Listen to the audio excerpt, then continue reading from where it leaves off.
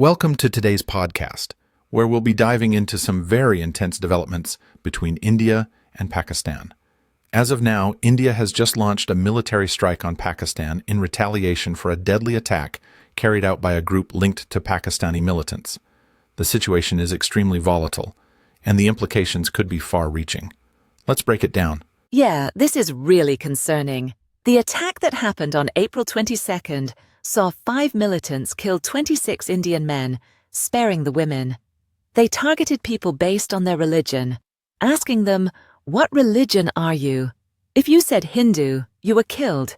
If you said Muslim, well, that was somehow worse. It's just horrifying. And now, with both nations having nuclear capabilities, things could escalate very quickly. Exactly. India and Pakistan are both sitting on massive nuclear arsenals. India with 172 nuclear warheads, Pakistan with 170. And Pakistan's officials have been very vocal about their stance on nuclear weapons. Faisal Kundi, a Pakistani official, has openly said that if India attacks, Pakistan will use its nuclear weapons. That's a huge red flag. I know, and what's also scary is the geopolitical climate surrounding this. You've got China, Russia, and the US all playing their parts in this drama. India is heavily reliant on Russia for military equipment and oil. Meanwhile, China's been backing Pakistan, and all of this just makes things even more complicated. It's a dangerous game of geopolitical chess. Let's talk about China for a second. The last thing they want is for major businesses, like Apple, to move their operations from China to India.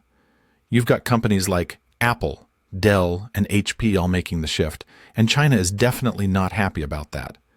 Could they be indirectly encouraging Pakistan to retaliate? It wouldn't surprise me. China has a long history of playing a shadowy role in these conflicts, and with the ongoing US-China tensions, they might see this as a way to take some pressure off themselves while distracting the world from their own issues. The whole situation feels like it could spiral out of control really fast. Absolutely. And then there's the history of the India-Pakistan relationship. Let's not forget that this conflict has deep roots, going all the way back to 1947, when British India was split into India and Pakistan.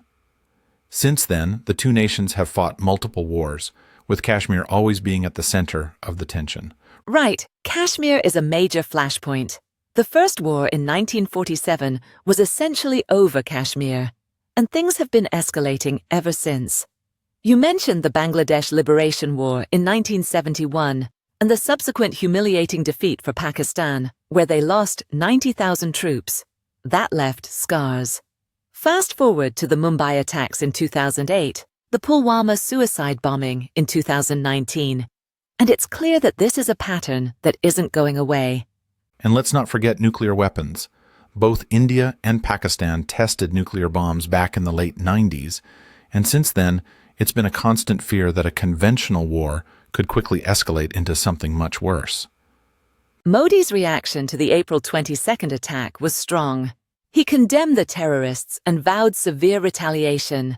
He even made it clear that they would fight terrorism relentlessly. Meanwhile, Pakistan has denied any involvement, claiming it was an act by a rogue terrorist group, not the state. And the retaliation has been swift. India bombed Pakistan, but the responses haven't stopped there. Water treaties have been suspended, border crossings have been shut down, and both nations have begun increasing military presence on their respective borders. And to top it off, airspace and sea access have been blocked.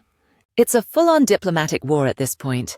Pakistan has even suspended trade with India, and both countries have expelled diplomats. Social media channels are being blocked, and military tests are underway. It's like both sides are bracing for something much larger. This is all happening against the backdrop of a nuclear doctrine that both countries have established.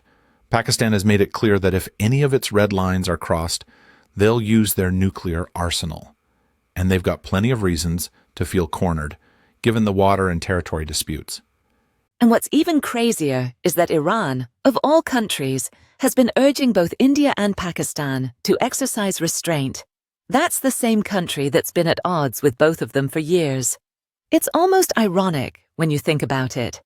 Exactly. It's like a criminal giving advice on how not to commit a crime. But the UN is also stepping in, calling for de-escalation and dialogue.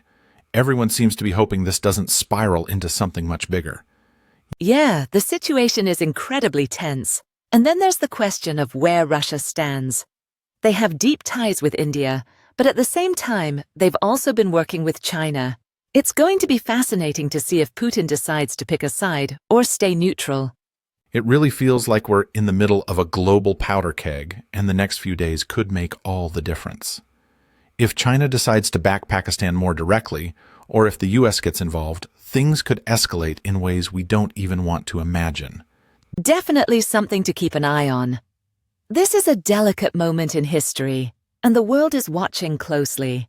Hopefully, cooler heads will prevail. Yeah, let's hope this doesn't get any worse than it already is. As always, we'll continue to keep you updated on this evolving situation. Thanks for tuning in today. And if you found this podcast valuable, don't forget to hit that like button and subscribe to stay updated on the latest developments. We'll see you next time. Take care, everyone.